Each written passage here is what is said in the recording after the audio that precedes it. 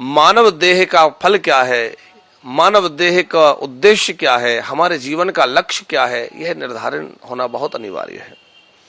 आज हम लोग बड़ी तीव्र गति से प्रगति कर रहे हैं, बहुत कुछ करते हैं अपने आर्थिक विकास के लिए, सामाजिक विकास के लिए, लेकिन वास्तव में यह सब विकास किस लिए है, जीवन धारण किस लिए है, जीवन को चलाना किस लिए है, मनुष्य बने क्यों है, इसकी सार्थकता क्या है।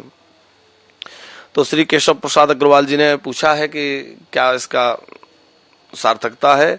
मानव जीवन की देह धरे कर यह फल भाई, देह धारण करने का यही फल है कि भगवान का भजन करके भगवान की प्राप्ति कर लें।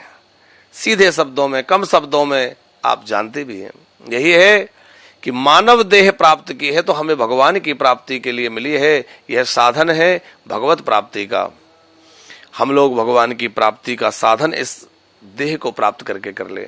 अब वो साधन हम चाहे नाम जप के द्वारा करें, कथा श्रवण के द्वारा करें, अथवा ध्यान योग यज्ञ आदि जिसकी जिसमें रुचि है उसके अनुसार कर सकते हैं। पर कलिकाल में तो भगवान का नाम ही सर्वश्रेष्ठ कहा गया है। भगवान के नाम का आश्रय लेकर के नाम जप करते रहें और भगवान का चिंतन मनन, जैसे कि श्री सुखदेव आचार्य राजा परीक्षित को कह रहे हैं, हे राजन, श्रोतव्यः कीर्तितव्यस्य स्मर्तव्यस्य ताभयत।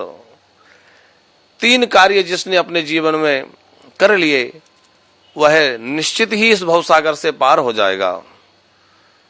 हे राजन, जो ये 3 कार्य कर लेगा, सुखदेव जी कह रहे हैं कौन कौन से 3 कार्य? बोले श्रोतव्यः, कथा श्रवण, भगवान की कथाओं का श्रवण, कीर्तितव्यस्य, भगवान की कीर्तन करना, नाम जप करना, कीर्तन करना, स्मर्तव्यस्य, स्मरण करना, तो भगवान की भक्ति, भगवान का स्मरण। यही इस मानव देह की सार्थकता है कि हम लोग इस देह से, इस शरीर से भगवान की प्राप्ति करके आवागमन के चक्र से मुक्त हो जाएं। जब तक आवागमन नहीं मिटेगा तब तक हमें कितने कितने कष्ट भोगते रहना पड़ेगा। कभी अनुकूलता होगी तो फिर कभी प्रतिकूलता भी होगी, लेकिन जैसे ही ये चक्र मिट जाएगा सबसे मुक्त हो जाएंगे।